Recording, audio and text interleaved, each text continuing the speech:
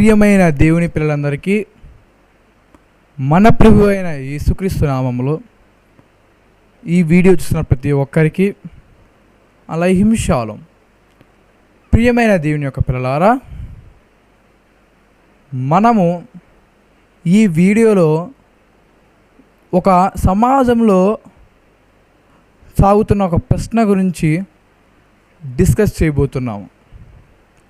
ఇవాళ ఈ వీడియోలో ఆ క్వశ్చన్ని సాల్వ్ చేయబోతున్నాం.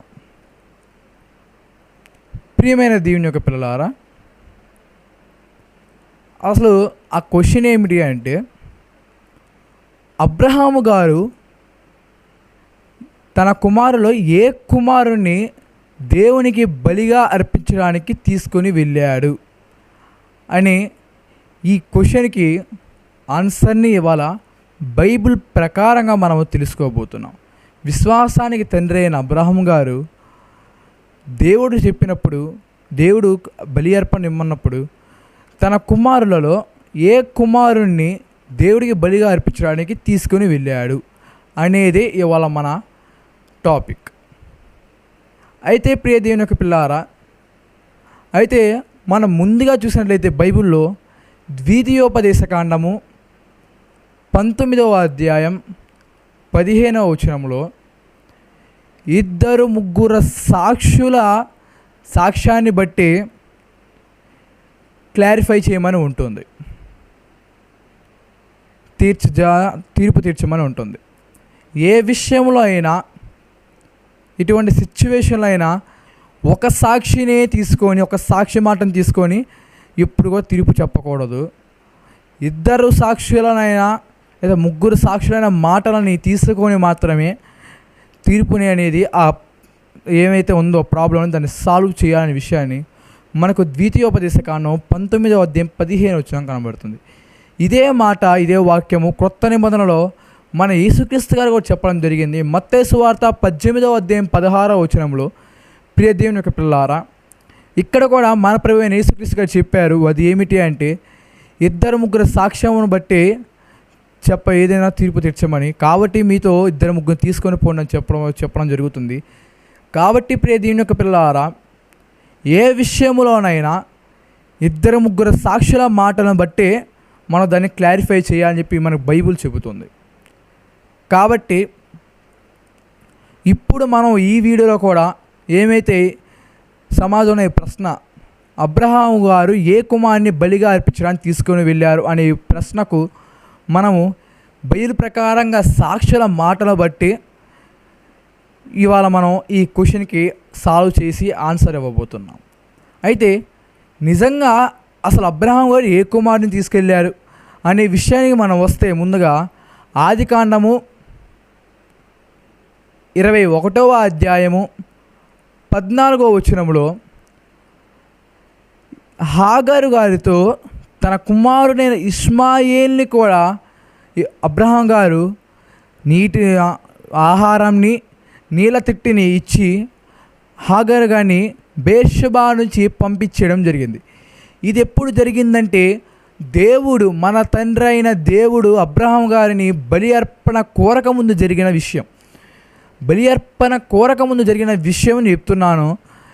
హాగరు గారితో తన కుమారుడైన ఇష్మాయేల్ని ఇచ్చి నీళ్లను, ఆహారమును హాగారు గారి భుజము మీద పెట్టి హాగారుని బేర్షెబా నుంచి పంపించడం జరిగింది. హాగారు తన కుమారుడైన ఇష్మాయేలు అప్పుడు బేర్షెబా యొక్క అరణ్యంలో అటు ఇటు తిరగడం జరుగుతుంది అని ఈ ఆదికాండము 21వ అధ్యాయం 14వ వచనం చెప్పడం జరిగింది.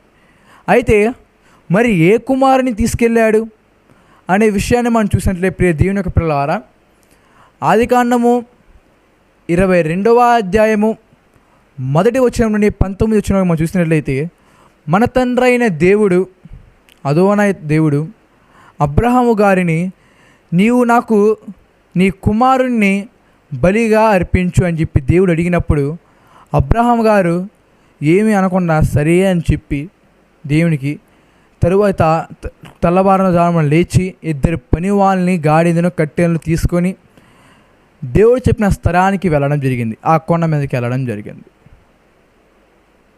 అయితే ఆ కొండ దగ్గరికి వెళ్ళినప్పుడు దేవుడు చూపించిన ఆ చోటు అబ్రహాం కంటికి కనపడినప్పుడు అప్పుడు ఏం చేశానంటే పనివారు గాడిదను ఆపి కట్టెలను తీసుకొని కుమారుడైన ఇస్సాకును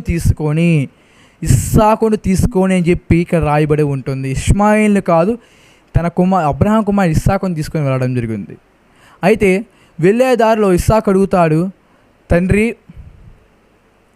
దేవునికి బలిగా అర్పించడానికి ఏమీ లేదే అని అడిగినప్పుడు అబ్రహాం గారు అంటారు, దేవుడే ఏర్పాటు చేస్తాడు కుమారుడు అని చెప్పి ఇస్సాకు గారిని తీసుకెళ్ళడం జరుగుతుంది.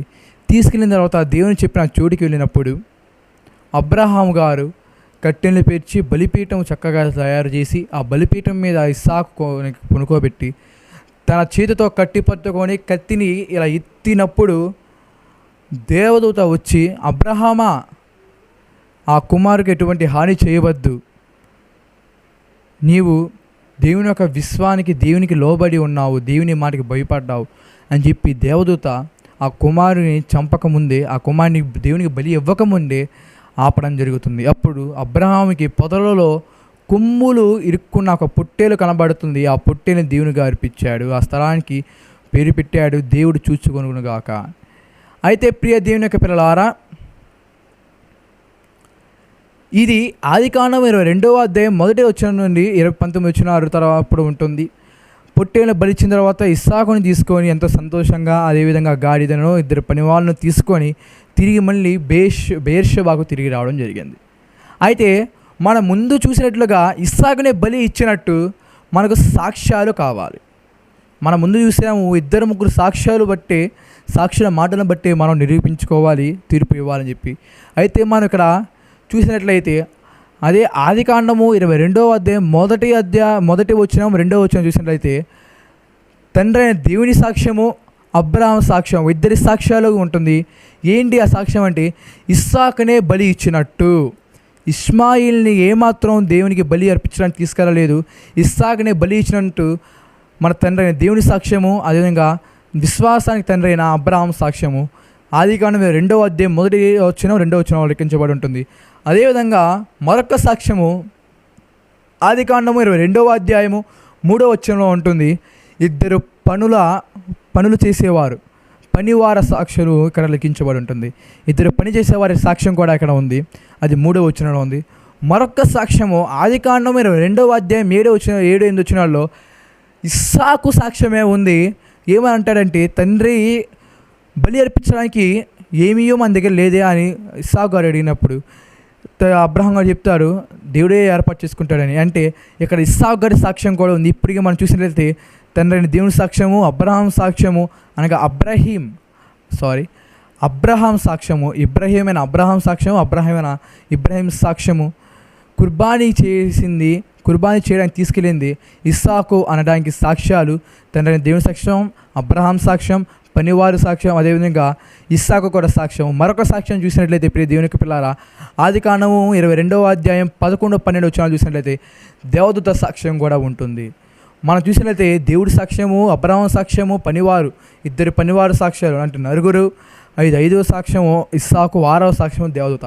మనం చూస్తే మొత్తంగా టోటల్గా 6 సాక్ష్యాలు ఉన్నాయి.